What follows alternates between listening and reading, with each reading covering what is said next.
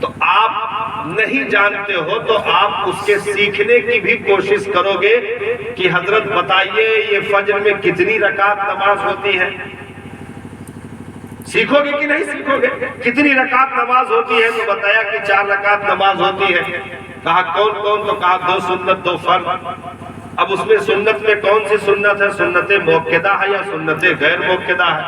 تو اب فجر کی سنت سنت موقدہ میں ہے۔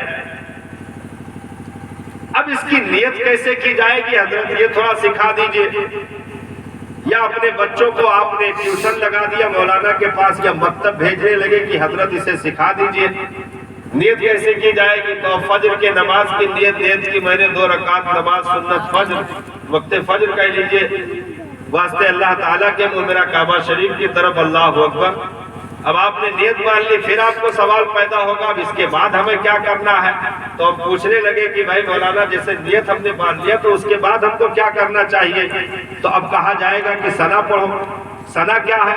پڑھ کے بتا دیجئے اور سکھا دیجئے۔ تو وہ بچوں کو مدرسے میں یاد کروایا گیا، سبحانک اللہم و بحمدک و تبارک اسمک و تعالی جدک و لا الہ غیرک۔ یہ ثنا ہے۔ اینے سب لوگ پڑھتے ہو کہ نہیں پڑھتے ہو؟ زبردستی جھوٹ ہے منڈی نہ ہلائے، نہ پڑھو تو کبھی نہ پڑھے تھے۔ ہاں تو یہ ثنا ہے۔ اب ثنا ہم نے پڑھ لیا تو حضرت اس کے بعد کیا کرنا چاہیے؟ تو کہا جائے گا کہ اب اعوذ باللہ من الشیطان الرجیم بسم اللہ الرحمن الرحیم پڑھو۔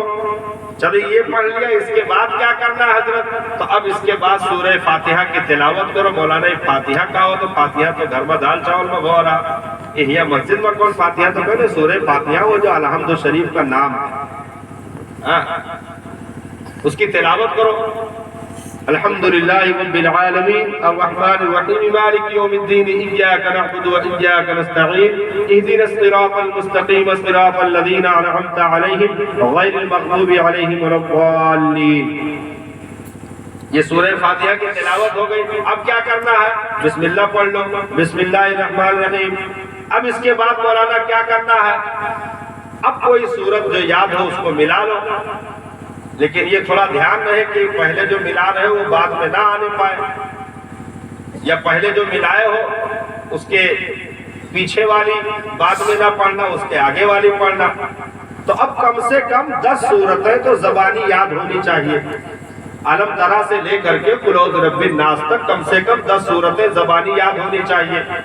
اور وہ ہمارے بچوں کو جو دینی تعلیم سے ہم قریب کریں گے، اپنے بچوں کو کسی مولوی مولانا کے پاس بٹھائیں گے تو انشاءاللہ وہ اسے یاد کرا دے گا۔ تو اب 10 سورتوں میں آپ نے جیسے پڑھ لیا قل یا ایھا الکافرون پڑھ لیا، یا تبت یدا پڑھ لیا پہلی رکعت میں۔ اور فجر میں تو سب سے بہتر یہ ہے، افضل طریقہ یہ ہے کہ پہلی رکعت میں سنت میں قل یا ایھا الکافرون پڑھا جائے اور دوسری میں قل ھو اللہ احد پڑھا جائے، یہ افضل طریقہ ہے۔ دوسری رکعت میں قل ھو اللہ احد پڑھا جائے، پہلی رکعت میں قل یا ایھا الکافرون سنت میں۔ تو ہم نے یہ پڑھ لیا، اب کیا کرنا ہے؟ سورت ملا لیا تو اب اللہ اکبر کہہ کے رکوع میں چلے جائیے۔ رکوع میں اس قدر جھکیے 90 زاویہ قائمہ کے مقدار آپ کی کمر جھک جائے، خالی پنڈلی ایسے نہ جھکاؤ بلکہ برابر سے یوں مطلب جھکے، اور ہاتھ جو ہے یہ آپ کے ٹخنوں تک پہنچ جائے۔ کہاں تک پہنچے چاہیے؟ گھٹنوں تک نا، یہی تو سب مار کھائے جاتا، گھٹنوں تک، ہاتھ دونوں گھٹنوں تک پہنچ جائے۔ اب اس کے بعد کیا کرنا ہے؟ رکوع کی تسبیح پڑھنا۔ رکوع کی تسبیح کیا ہے؟ رکوع کی تسبیح کیا ہے؟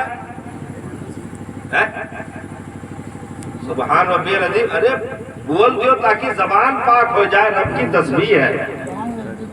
ہاں سبحان ربی العظیم، سبحان ربی العظیم، سب پڑھو سبحان ربی العظیم۔